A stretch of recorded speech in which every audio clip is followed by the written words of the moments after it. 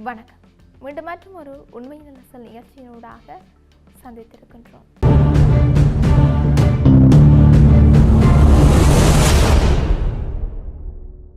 ரஷ்ய வீரர்களை கொல்ல உக்ரைன் தற்போது தொழில்நுட்பங்களை கொண்டு புதிய ஆயுதங்களை பயன்படுத்தி வருகின்றது. உக்ரைன் ரஷ்யா போர் தற்போது மனிதர்களால் அல்ல, இயந்திரங்களால் நடத்தப்படுகின்றது. உக்ரைன் தன்னுடைய படை வீரர்களின் உயிரிழப்பை குறைக்க ட்ரோன்கள், ட்ரோபோ வாகனங்கள் மற்றும் தொலைநிலை ஆயுதங்களை அதிகமாக பயன்படுத்துகிறது. போர்க்களத்தில் நேரடியாக வீரர்கள் செல்லாமல் கட்டுப்பாட்டு மையங்களில் இருந்து கமாண்டர்கள் திரைகளின் மூலம் தாக்குதல்களை நடத்துகின்றனர்.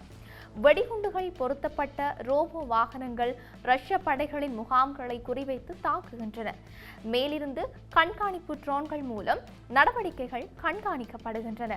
உக்ரைன் ஜனாதிபதி வோலோடிமிர் ஜெலன்ஸ்கி ஏப்ரல் மாதத்தில் முதல் முறையாக ரஷ்ய முகாமை ரோபோ மற்றும் ட்ரோன்கள் மட்டுமே பயன்படுத்தி கைப்பற்றியிருக்கின்றோம் என்றும் அறிவித்திருந்தார். இந்த ஆண்டு தொடக்கம் முதல் 22,000க்கும் மேற்பட்ட இயந்திரங்கள் மனிதர்களின்றி இயக்கப்படுகின்றன. ரஷ்ய வீரர்கள் இந்த ரோபோ வாகனங்களை அமைதியான மரணம் என்று அழைக்கிறார்கள். காரணம், அவை மிக அமைதியாக நகர்ந்து செல்கின்றன.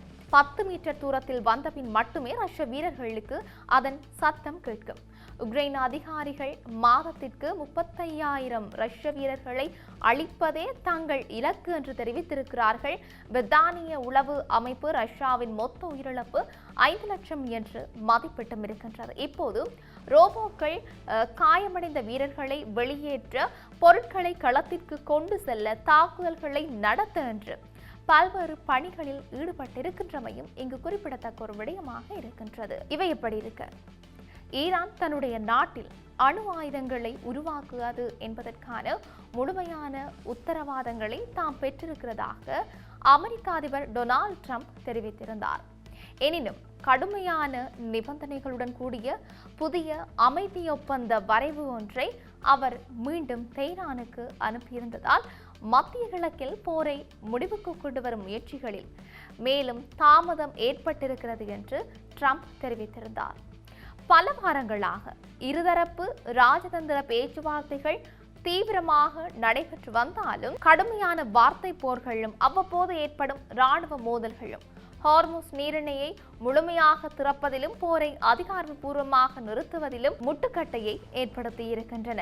நியூயார்க் டைம்ஸ் மற்றும் ஆக்சியோஸ் ஆகிய ஊடகங்கள் வெளியிட்ட செய்திகளின்படி ஈரான் பரிசீலிப்பதற்காக அதிபர் ட்ரம்ப் மிகவும் கடுமையான நிபந்தனைகள் அடங்கிய புதிய கட்டமைப்பு ஒன்றை சனிக்கிழமையன்று திருப்பி அனுப்பியிருக்கிறார். இது தொடர்பாக ஃபாக்ஸ் நியூஸ் ஊடகத்தில் சனிக்கிழமை இரவு ஒளிபரப்பான நேர்காணலில் பேசிய அமெரிக்க ஜனாதிபதி ட்ரம்ப், எந்த ஒரு உடன்படிக்கைக்கும் நான் எதிர்பார்க்கும் ஒரே உத்தரவாதம் ஈரானிடம் அணு ஆயுதங்கள் இருக்கக்கூடாது என்பதுதான். அதற்கு அவர்கள் ஒப்புக்கொண்டுள்ளார்கள். அது மிகவும் சுவாரஸ்யமானது. ஆனால் இந்த ஒப்பந்தத்தை முடிக்க எனக்கு எந்த அவசரமும் இல்லை. நாம் நினைப்பது மெதுவாக ஆனால் நிச்சயமாக கிடைக்கும். ஒருவேளை நாம் நினைப்பது நடக்காவிட்டால் நாங்கள் வேறு வழியில் இதனை முடிவுக்கு கொண்டு வருவோம் என்று சொல்லியும் அவர் தெரிவித்திருந்தார். அமெரிக்க ஜனாதிபதி ட்ரம்பின் இந்த கருத்தை ஈரானிய ஊடகங்கள் கடுமையாக மறுத்தும் இருக்கின்றன. எந்த ஒரு தீவிரமான பேச்சுவார்த்தைக்கு முன்னதாக அமெரிக்காவால் முடக்கப்பட்டிருக்கிற தங்களுடைய $12 பில்லியன் நிதியை உடனடியாக விடுவிக்க வேண்டும் என்று ஈரான் நிபந்தனை விதித்திருந்தது. மேலும் ஈரானின் செறிவூட்டப்பட்ட யுரேனியம் அளிக்கப்படும் என்ற ட்ரம்பின் முந்தைய கூற்றை அடிப்படையற்றது என்றும் தெஹ்ரான் விமர்சித்திருந்தது. இதற்கிடையில் ஹார்முஸ் நீரிணையை எவ்வித வரிகளுமின்றி திறக்க ஈரான் சம்மதித்திருக்கிறதாக ட்ரம்ப் கூறியிருந்தாலும் ஒப்பந்த உரையில் அத்தகைய எந்த ஒரு நிபந்தனையும் இல்லை என்று ஈரானின் ஃபார்ஸ் செய்தி நிறுவனம் சுட்டிக்காட்டியது. மாறாக ஹார்முஸ் நீரிணை மீது ஈரானின் முழு இறையாண்மையை நிலைநாட்டும் புதிய சட்ட மூலம் ஒன்று விரைவில் நாடாளுமன்றத்தில் நிறைவேற்றப்படும் என்று ஈரானிய பாராளுமன்ற உறுப்பினர் அலிரேசா சலமி தெரிவித்திருந்தார். கடந்த ஏப்ரல் மாதம் பாகிஸ்தானின் ஏற்பாட்டில் நடைபெற்ற வரலாற்று சிறப்புமிக்க பேச்சுவார்த்தைகளின் பின்னர் அமெரிக்கா மற்றும் ஈரானுக்கு இடையே தற்காலிக போர் நிறுத்தம் எட்டப்பட்டிருந்தது. இதனால் தினசரி வான்வழி தாக்குதல்கள் குறைந்திருந்தாலும் பிராந்தியத்தில் இன்னும் அமைதி திரும்பவில்லை. தங்களது கடல் எல்லைக்குள் அத்துமீறி நுழைய முயன்ற அமெரிக்க ராணுவ ட்ரோன் ஒன்றை சுட்டு வீழ்த்தியதாக ஈரானின் புரட்சிகர பாதுகாப்பு படை தெரிவித்திருந்தது. எனினும் இதனை அமெரிக்கா இன்னும் உறுதிப்படுத்தவில்லை. கடந்த வாரம் ஈரானின் பந்தர் அப்பாஸ் துறைமுகம் மீது அமெரிக்க படைகள் நடத்திய தாக்குதல்களும் அதற்கு ஈரான் நடத்திய பதில் தாக்குதல்களும் தற்காலிக போர் நிறுத்தத்திற்கு பிந்தைய மிக மோசமான மோதலாக பதிவாகியிருந்தது. மறுபுறம் லெபனானில் ஈரான் ஆதரவு ஹிஸ்புல்லா அமைப்பினருக்கு எதிராக இஸ்ரேல் தன்னுடைய தரைவழி தாக்குதலை மேலும் தீவிரப்படுத்தியிருந்தது. இஸ்ரேலிய படைகள் லெபனானுக்குள் 30 கிலோமீட்டருக்கும் அதிக தூரம் ஊடுருவியிருக்கிறதாக பிரதமர் பெஞ்சமின் நெத்தன்யாகு அறிவித்ததை தொடர்ந்து தெற்கு லெபனானின் மேலும் பல கிராமங்களைச் சேர்ந்த மக்கள் உடனடியாக வெளியேறுமாறு இஸ்ரேல் சனிக்கிழமையன்று உத்தரவிட்டிருந்தது. இஸ்ரேலியின் இந்த நடவடிக்கையை கடுமையாக சாடியிருந்த லெபனான் பிரதமர் நவாப் சாலம் இஸ்ரேல் தங்களை சாம்பலாக்கும் கொள்கையையும் கூட்டு தண்டனையையும் வழங்குவதாக குற்றம் சாட்டியிருந்தது. உடனடியாக ஒரு உண்மையான போர் நிறுத்தம் வேண்டும் என்று கோரிக்கை விடுத்தும் இருந்தார். கடந்த மார்ச் மாதம் அமெரிக்க இஸ்ரேல் கூட்டு தாக்குதலில் ஈரானின் உச்ச தலைவர் கொல்லப்பட்டதற்கு பழிவாங்கலாக ஹிஸ்புல்லா இஸ்ரேல் மீது ஏவுகணை தாக்குதல்களை நடத்தியதை தொடர்ந்து இந்த போராட்டம் வெடித்திருந்தது. ஏப்ரல் 17 அன்று இஸ்ரேல் ஹிஸ்புல்லா இடையே போர் நிறுத்தம் அறிவிக்கப்பட்டாலும் அது இரு தரப்பாலும் ஒருபோதும் மதிக்கப்படவில்லை என்பது குறிப்பிடத்தக்கது. எனினும் இஸ்ரேல் மற்றும் லெபனானுக்கு இடையிலான நேரடி பேச்சுவார்த்தையின் 4வது சுற்று அடுத்த வாரம் நடைபெற இருக்கின்றமையும் இங்கு குறிப்பிடத்தக்க ஒரு விடயமாகவே இருக்கின்றது.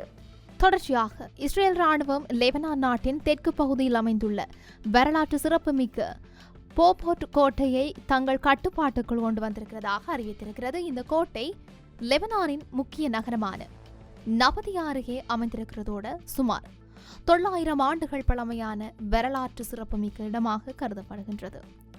12ஆம் நூற்றாண்டில் சிலுவைப் போர் காலத்தில் கட்டப்பட்டதாக வரலாற்று பதிவுகள் தெரிவிக்கின்றன. கடந்த காலத்தில் 1982ஆம் ஆண்டு நடைபெற்ற போரின் போது இந்த கோட்டையை இஸ்ரேல் கைப்பற்றி தற்காலிக இராணுவ தளமாக பயன்படுத்தியிருந்தது.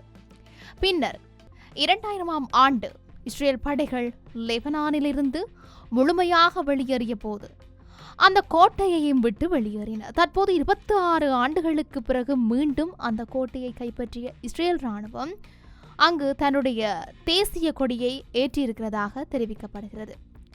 இதனிடையே மேற்காசிய பிராந்தியங்களில் ஈரான் மீது அமெரிக்கா மற்றும் இஸ்ரேல் இணைந்து மேற்கொண்ட நடவடிக்கைகளுக்கு எதிர்ப்பாக லெபனானில் செயல்படும் ஹிஸ்புல்லா அமைப்பு இஸ்ரேல் மீது தாக்குதல்களை நடத்தி வருவதாகவும் கூறப்படுகின்றது. இதற்கு பதிலடியாக இஸ்ரேல் தொடர்ந்து தாக்குதல்களை மேற்கொண்டு வருகின்ற நிலையில் போபோர்ட் கோட்டை கைப்பற்றப்பட்ட சம்பவம் பிராந்தியத்தில் போர் பதற்றத்தை மேலும் அதிகரித்திருக்கிறதாக சர்வதேச ஊடகங்கள் சுட்டிக்காட்டுகின்றமை இங்கு குறிப்பிடத்தக்க ஒரு விடயமாகவே இருக்கின்றது. இப்படி இருக்க உலகளவிய ரீதியில் இன்னும் என்னெல்லாம் நடக்கப் போகின்றது என்று நாங்களும் பொறுத்திருந்து பார்க்கலாம். மீண்டும் மற்றும் ஒரு பதிவினூடாக சந்திக்கலாம். வணக்கம்.